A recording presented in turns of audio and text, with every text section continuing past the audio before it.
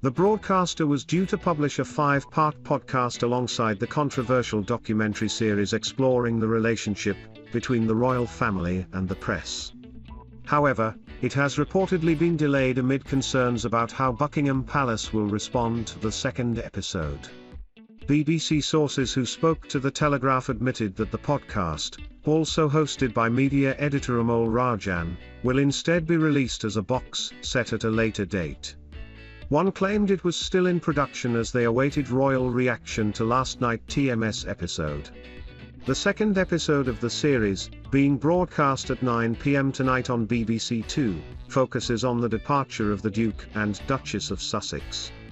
The BBC approached Buckingham Palace, Clarence House and Kensington Palace for comment about the princes and the press. They provided the following joint statement: "A free, responsible and open press is of vital importance to a healthy democracy."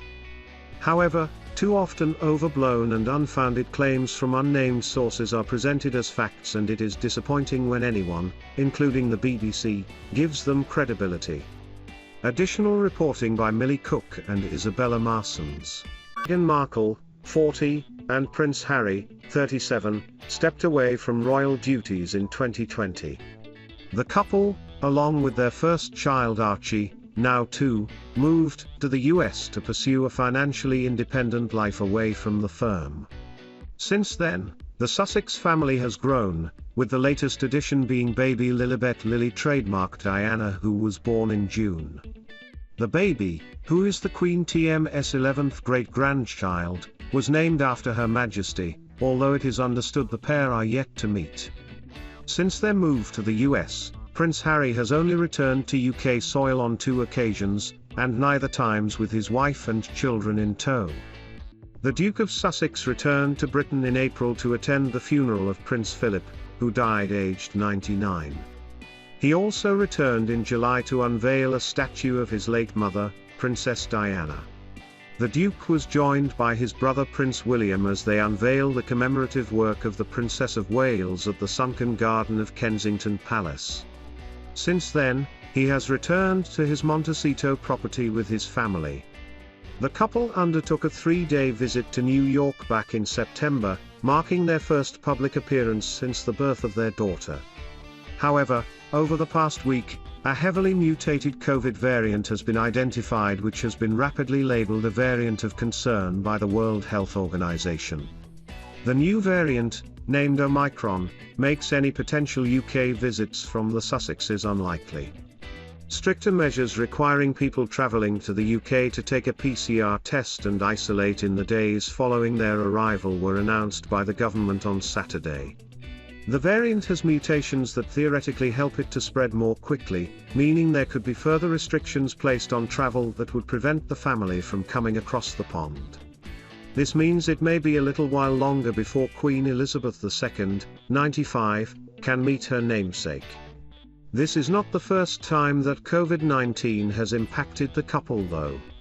Following the Duke of Edinburgh TM's funeral in April, Harry is understood to have returned to Frogmore Cottage, the property he and wife Meghan were gifted by the Queen following their 2018 wedding. This was in line with COVID rules in force at the time, which stated that people travelling to the UK must isolate for 10 days. It is understood that he was allowed to attend the funeral on compassionate grounds, but the rules stated he must remain in isolation at all other times.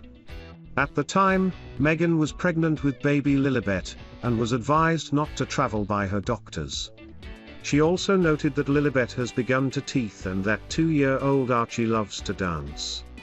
She also said that her husband loves their life in California, adding, "We've just been able to spend a lot of time at home, and creating our home. We're just happy." Queen TM's youngest son, 57, has been among the senior royals standing in for Her Majesty in recent weeks. It comes as the 95-year-old monarch has been resting after she was believed to have received advice from doctors following her packed recent schedule. Last week Edward delivered the Queen TM's message to the General Synod, the Church of England TM's National Assembly.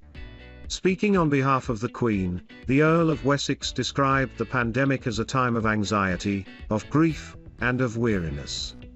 Edward and his wife, Sophie, the Countess of Wessex, are among the Queen TM's most loyal subjects, who the monarch is able to depend on to deliver key messages. However, in his younger years, Edward had a reputation as one of the royal family TM's more controversial characters. The Earl is credited with one of the firm TM's greatest PR blunders of all time. It's a royal knockout trademark.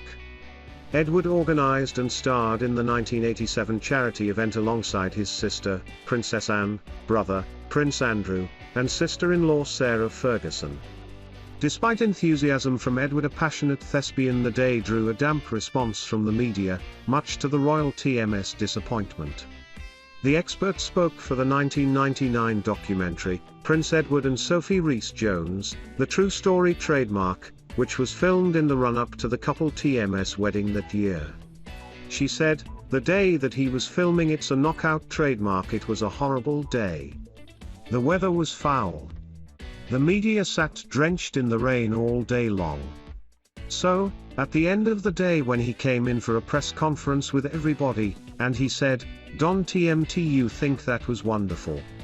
Trademark?' They also said, 'Well, no, not really trademark.'" Ms. Wade said that the media had hardly any access to the royals at the event. She added, "They certainly weren't TMT allowed to get any pictures because Edward had done an exclusive deal, and they were all thoroughly fed up." The documentary includes footage of Edward from the press conference in which he addresses reporters. He said, "I only hope that you TMV enjoyed yourselves. Have you?" Before being met with almost complete silence.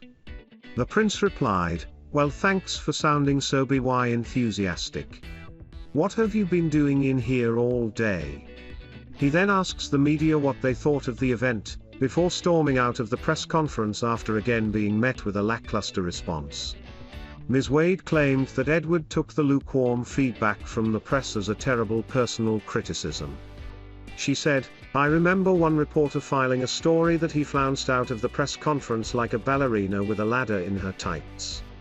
He was just not prepared to see the other side of the story. He couldn't see that this huddled mass of wet reporters and photographers were just thoroughly fed up and wanted to go home." Prince Edward and Sophie Rhys-Jones, The True Story Trademark, is available to watch on YouTube. Duke of Cambridge, 39, who spent 2 years working for the East Anglian Air Ambulance after previously serving as an RAF search and rescue helicopter pilot, confessed he misses the uniform.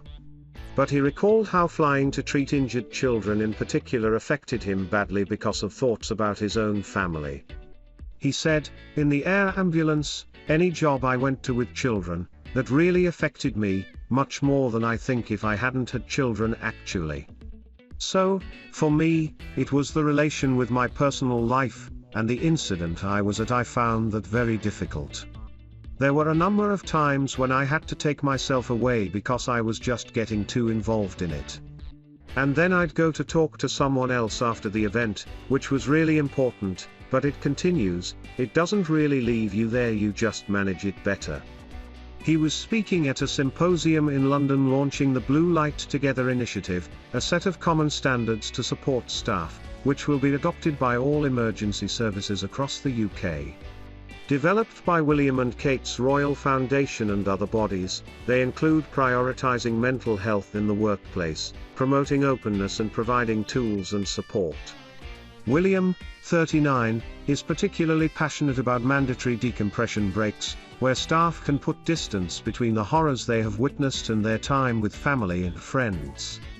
In a speech to 200 frontline workers, he said, "I remember returning home with the stresses and strains of the day weighing on my mind, and wanting to avoid burdening my family with what I had seen." What is happening where you live? Find out by adding your postcode or visit in your area. He described having a split personality, one for home and one for work. He added, "That's why I'm passionate about the need for mandatory decompression breaks. The work you do is some of the toughest out there, and we owe you an enormous debt of gratitude. I would only ask that you look out for your own well-being, just as you tirelessly care for everyone else's.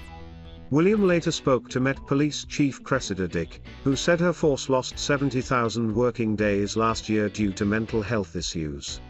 Health Secretary Sajid Javid said his brother Bas Javid, a Met police officer, suffers bruises and cuts, but we don't talk about the mental ones.